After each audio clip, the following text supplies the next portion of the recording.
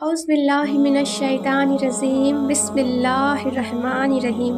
شروع اللہ تبارک و تعالیٰ کے نام سے جو بڑا مہربان اور نہایت رحم کرنے والا ہے۔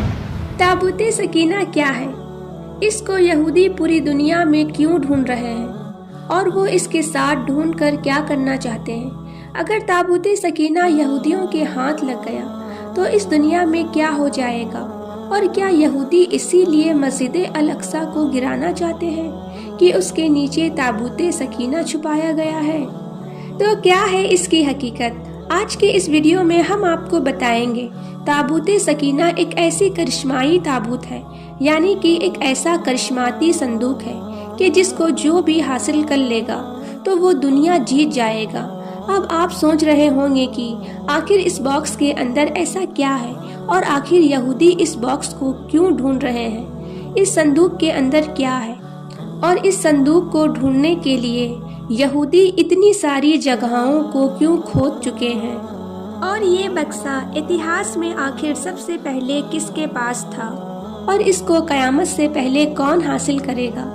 تو ہر زمانے میں مسلمان، یہودی اور عیسائی ایک دوسرے کے دشمن رہے ہیں، تو وہ ایک دوسرے کے دشمن کیوں رہے ہیں؟ ان تمام سوالوں کے جواب قرآن اور حدیث کی روشنی میں آج کے اس ویڈیو میں ہم آپ کو بتائیں گے۔ لہٰذا آپ سے گزارش ہے کہ ویڈیو کو اینڈ تک ضرور دیکھیں، ویڈیو کو لائک اور چینل کو سبسکرائب کرتے ہوئے نوٹیفیکیشن بیل کو ضرور دبائیں تاکہ میرے سبھی آنے والے ویڈیو کی نوٹیفیکیشن آپ کو آسانی سے مل سکے۔ اس تابوت یعنی اس صندوق کو تینوں ہی مذہب کے لوگ مانتے ہیں، چاہے وہ مسلمان ہو، یہودی ہو یا پھر عیسائی ہو۔ اصل میں اس کرشمائی تابوت کو مومنوں کے دل کے سکون کے لیے بھیجا گیا تھا، اور یہ تابوت حضرت آدم علیہ السلام سے ہوتا ہوا بہت سارے نبیوں تک پہنچا، جیسے حضرت یعقوب علیہ السلام، حضرت موسیٰ علیہ السلام، حضرت داؤد علیہ السلام اور حضرت سلیمان علیہ السلام تک بھی پہنچا، جس کی وجہ سے اس کا مرتبہ بہت زیادہ ہے۔ اس تابوت کو یعنی اس صندوق کو تابوت سکینہ اس لیے کہا گیا ہے کیونکہ اسی تابوت سے لوگوں کے دلوں میں سکون، اطمینان اور تسلی ملتی تھی۔ اسی سکون اور اطمینان کی وجہ سے اس صندوق کا نام تابوت سکینہ ہے اور اس کو انگریزی میں آرک آف دا کارنر کہا گیا ہے۔ روایتوں کے حساب سے اس بکسے کو اللہ تعالیٰ کی طرف سے حضرت آدم علیہ السلام کو دیا گیا تھا، جو شمشاد کی لکڑی سے بنا ہوا بہت بھاری بکسا تھا۔ اسے آپ جنت سے اپنے ساتھ اس دنیا میں لے کر آئے تھے اور وفات تک یہ بکسا حضرت آدم علیہ السلام کے پاس ہی رہا۔ جب حضرت آدم علیہ السلام کی وفات کا وقت آیا تو آپ نے اس بکسے کو اپنے بیٹے حضرت شیش علیہ السلام کو دے دیا۔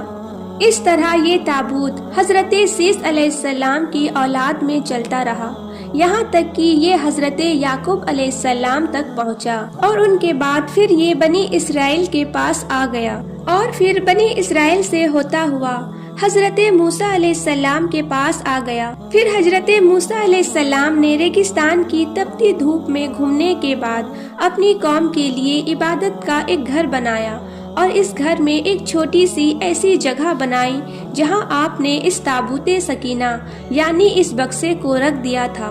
بعد میں اسی جگہ پر حضرت داؤد علیہ السلام اور حضرت سلیمان علیہ السلام نے بہت ہی شاندار عبادت گاہ بنوائی، جہاں اس بکسے کو رکھنے کے لیے ایک عمارت بنوائی گئی۔ اسے ہیکل سلیمانی کا نام دیا گیا۔ یہ عمارت جناتوں کی مدد سے بنوائی گئی تھی، جس میں قیمتی پتھر، یاقوت، زمرد، سونے چاندی کے تختیوں کی دیواریں تھی۔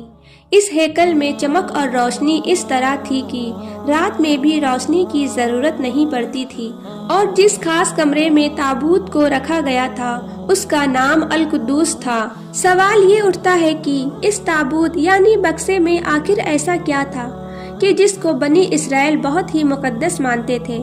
دراصل اس بکسے میں پیغمبروں کے تبرکات یعنی یادیں تھیں، جس میں لوح قرآنی اور اوریجنل توریت کتاب اور وہ برتن جس پر بنی اسرائیل کے لیے جنت سے کھانا آیا کرتا تھا، حضرت یوسف علیہ السلام کا کرتا، ہارون علیہ السلام کا جبہ، موسیٰ علیہ السلام کی لاٹھی اور امامہ اور حضرت سلیمان علیہ السلام کی انگوٹھی تھی۔ اس کے علاوہ بھی بہت سارے پیغمبروں کی یادیں تھیں۔ یہ بکسا بنی اسرائیل کے لیے بہت ہی بابرکت تھی۔ بنی اسرائیل جب کافروں سے جنگ کرتے تھے اور دشمنوں کی بڑی بڑی فوجوں کو دیکھ کر ڈر جایا کرتے تھے، اور جب ان کے دلوں کی دھڑکنیں تیز ہو جایا کرتی تھی تو وہ اس تابوت کو اپنے آگے رکھ لیتے، اور اس تابوت سے ایسی برکتیں اور رحمتیں نکلتی تھی کہ بنی اسرائیل کے جوانوں کے دلوں میں سکون اور اطمینان پیدا ہو جاتا، اور ان کے کانپتے ہوئے دل چٹان کی طرح مضبوط ہو جاتی ہے، اور اس طرح وہ ہر جنگ میں جیت جایا کرتے تھے۔ اس کے علاوہ جب کبھی بنی اسرائیل پر کوئی مشکل یا مصیبت آتی تو وہ اس تابوت کو اپنے آگے رکھ کر اس کے ذریعے دعا کرتے تو ان کی دعائیں قبول ہو جایا کرتی تھی اور ہر مصیبت ٹل جاتی تھی۔ اور جب تک یہ تابوت اسرائیلیوں کے پاس رہا، ان سے دوسرے قوم کے لوگ ڈرتے تھے۔ کل ملا کر کہا جائے تو اس تابوت سے بنی اسرائیل قوم کو بہت سارے فائدے ملتے رہے، مگر جب یہ قوم بہت سارے گناہ اور حد سے زیادہ کفر شرک کرنے لگے تو ان کے اس برے کرتوتوں کی وجہ سے اللہ تبارک و تعالیٰ کا یہ عذاب نازل ہو گیا کہ قوم عمالقہ کے کافروں نے اپنی ایک بڑی فوج کے ساتھ ان لوگوں پر حملہ کر دیا، اور ان کافروں نے بنی اسرائیل کے لوگوں کو قتل کر کے ان کی بستیوں کو توڑ پھوڑ کر تباہ و برباد کر دیا، اور اس مقدس تابوت یعنی اس صندوق کو بھی اٹھا کر لے گئے۔ اور جب انہوں نے بکسے کو لے جا کر کچرے کے ڈھیر میں پھینک دیا تو اس بے ادبی کی وجہ سے قوم عمالقہ کو یہ سزا ملی کہ یہ لوگ طرح طرح کی بیماریاں اور مصیبتوں میں گھر گئے، لہٰذا قوم عمالقہ کے 5 شہر پوری طرح تباہ و برباد اور ویران ہو گئے اور طرح طرح کی بیماریاں پھیل گئی۔ لہٰذا ان کافروں کو جب یقین ہو گیا کہ اس بکسے کی بے ادبی کی وجہ سے ہی عذاب ان پر آیا ہے تو ان کافروں کی آنکھیں کھل گئیں، اور ان لوگوں نے اس مقدس بکسے کو ایک بیل گاڑی میں لاد کر بیلوں کو ان بنی اسرائیلیوں کی بستی کی طرف ہانک دیا۔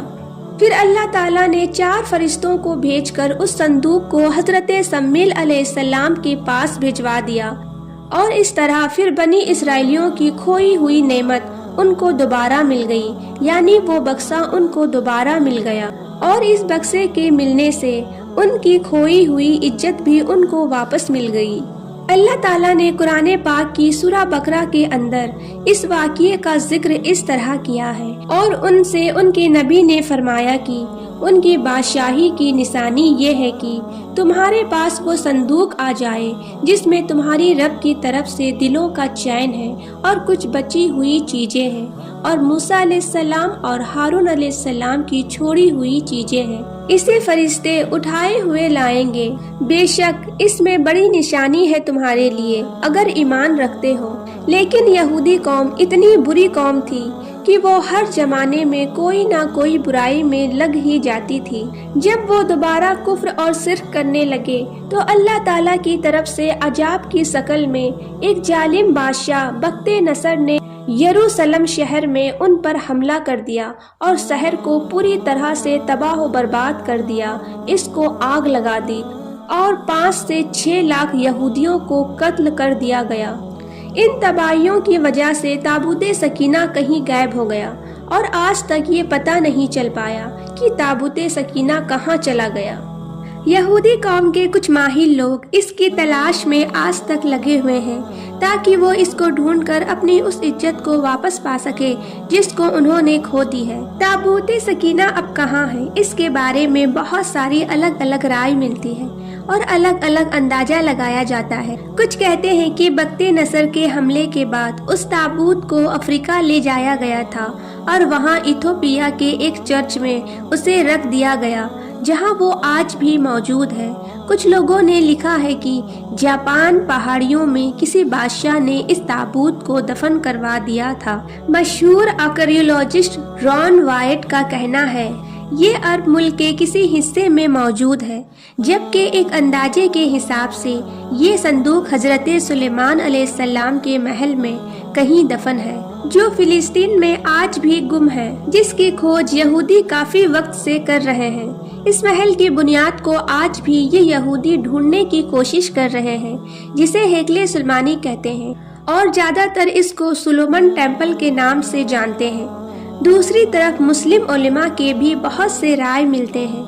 कुछ के नज़दीक ये ताबूत सूफियों के पास है, जो हर जमाने में एक के बाद एक उनके पास पहुंचती रही है, और अहले तसी यानी सिया लोगों का कहना है कि ये ताबूत अहले बैत के इमामों के पास रहा।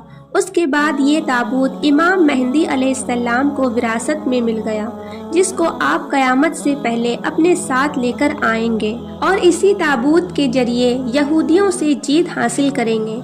बहरहाल ये ताबूत उन जगहों में होने की ये बातें एक अंदाजे के हिसाब से कही गई है, लेकिन असल में ये ताबूत कहाँ है, इसका सही इल्म सही जानकारी अल्लाह ताला को है। हालांकि ये बात तय है कि ताबूते सकीना जिस दिन दुनिया में जाहिर होगी, उस दिन सभी कौमों में तारीख बदल जाएगी, और जिस कौम के पास ताबूत आएगी वो तमाम कौम पर जीत हासिल करेगी।